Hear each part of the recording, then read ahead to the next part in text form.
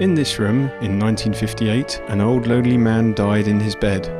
The authorities who came to collect the body, at the request of a hysterical landlady, were unaware that the world had just lost one of its greatest ever artistic visionaries, the man we know today as the father of modern cinema.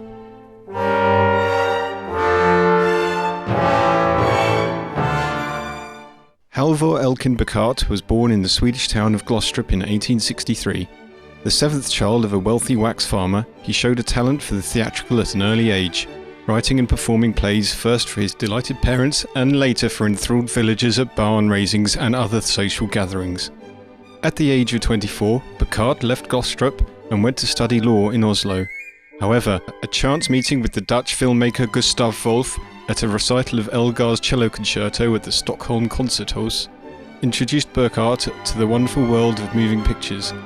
He quickly fell in with Wolff and his travelling troupe, in particular forging a strong friendship with the German actor Karl-Heinz Müder. It was Müder who convinced Bürchärdt to drop out of law school and make his first film, Jo Slange Triformular, The Snake Charmer. The Snake Charmer is a statement about how mankind seeks to control nature, and how our desire for power over the beasts shapes the world we live in. It casts a harsh judgment on what a young Bürchärdt saw as our exploitation of the natural world, and issues a warning that perhaps one day our careless behaviour may have severe consequences.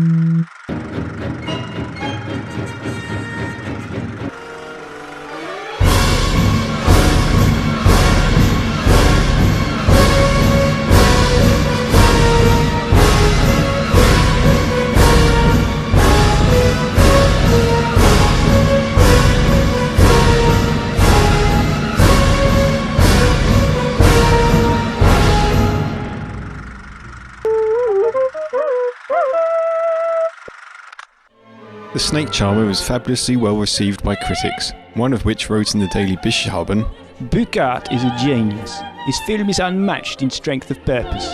Müder shines as the ill-begotten charmer whose creation escapes his control. The Snake Charmer ran in picture houses across Oslo for far longer than was anticipated due to its unwavering popularity, amassing Bürchärdt and Müder a small fortune between them. The pair continued to collaborate on a number of works and became household names across the breadth of Denmark. Sadly, none of these films have survived the march of time. All that remains from this period is a scrap from the epic saga Peget Leggen Jeggen.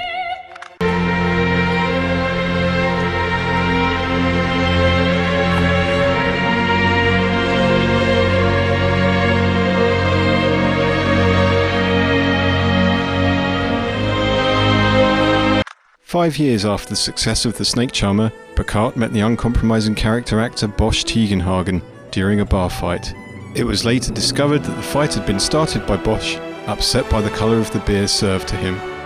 Bosch Tegenhagen was related to the Prussian nobility and already respected as the finest actor in Europe. Unfortunately for Müder, Bosch despised him and convinced Bürchärdt to drop the actor in order to come and work with him. This laid the foundations for what is considered Bürchärdt's seminal work, De Skarvid Mund Torligen, the Starving Man trilogy. In his famous Starving Man trilogy, Bürchärdt explores themes of what it is to be alive, the will of all sentient creatures to survive no matter the odds, hailed as a wonderful testament to the courage and resilience of the human spirit. By critics. The trilogy cemented Bürchärdt's name in cinematic history. In the first film, The Starving Man with the Empty Plate, Bürchärdt skillfully demonstrates how man can take mental nourishment from thoughts of his potency in the face of material hardship.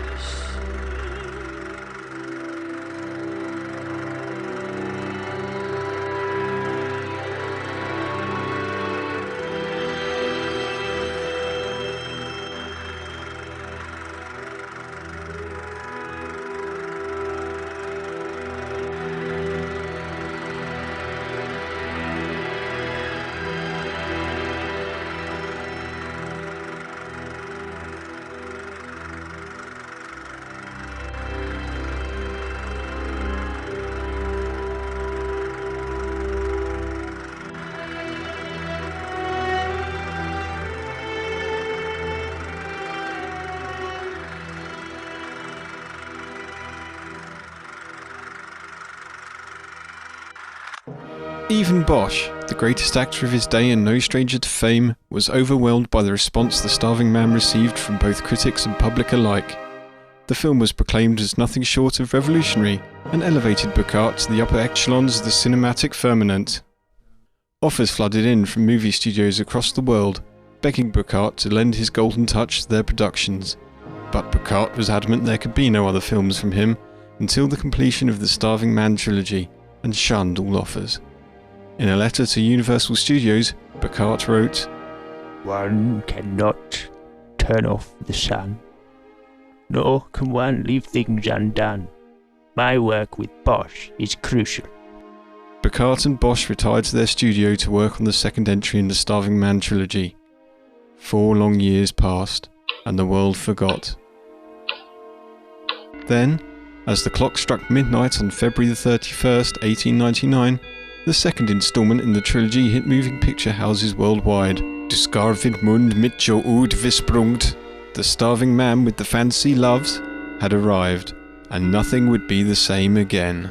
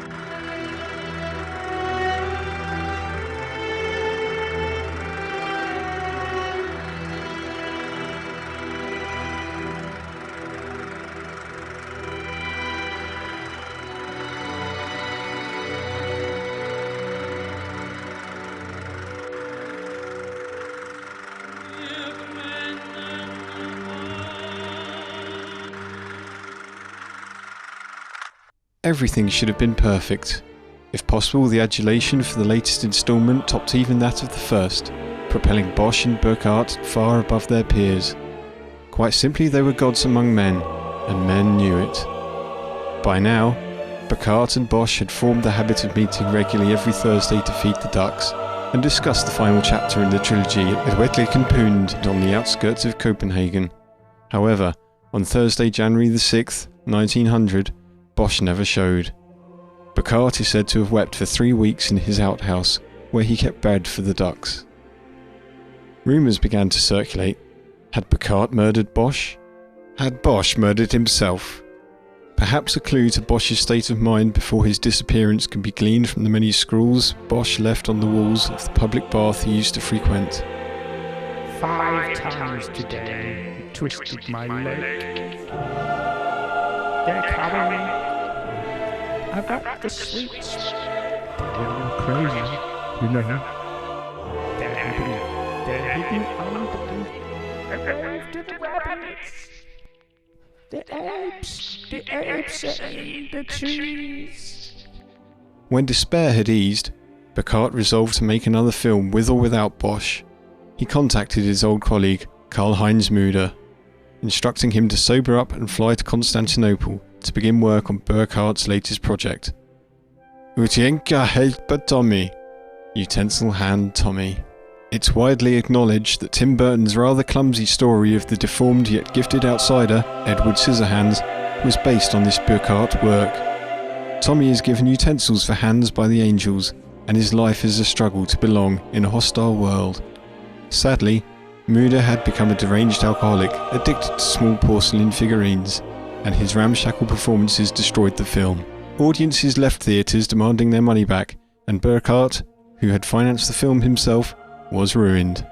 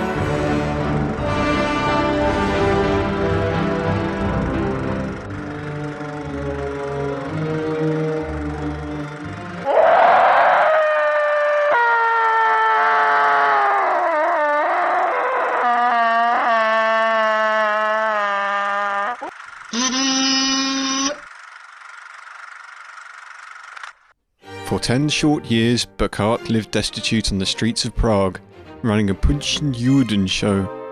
Then, one regular day during the summer of 1909, Bosch returned.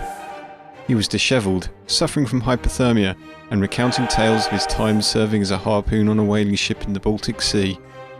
Now he had returned, and his only wish besides feeding the ducks was to finish that which he had started, the Starving Man trilogy. With no further explanation, he threw Bürchärdt around his neck and constructed a moving picture house on the streets of Prague. Reunited, the pair worked round the clock in all the hours of the day, and within 57 minutes they had completed the trilogy. In the final and defining instalment, Bürchärdt redefined the genre he had invented. With characteristic flair and panache, Bürchärdt finally captured the essence of the human condition, explaining why we're here, where we're going, and what we did to get there. Du skarvid mund mit your feist tatarga. The Starving Man with the Fierce Torture. It is, without any doubt, the greatest masterpiece of all time ever.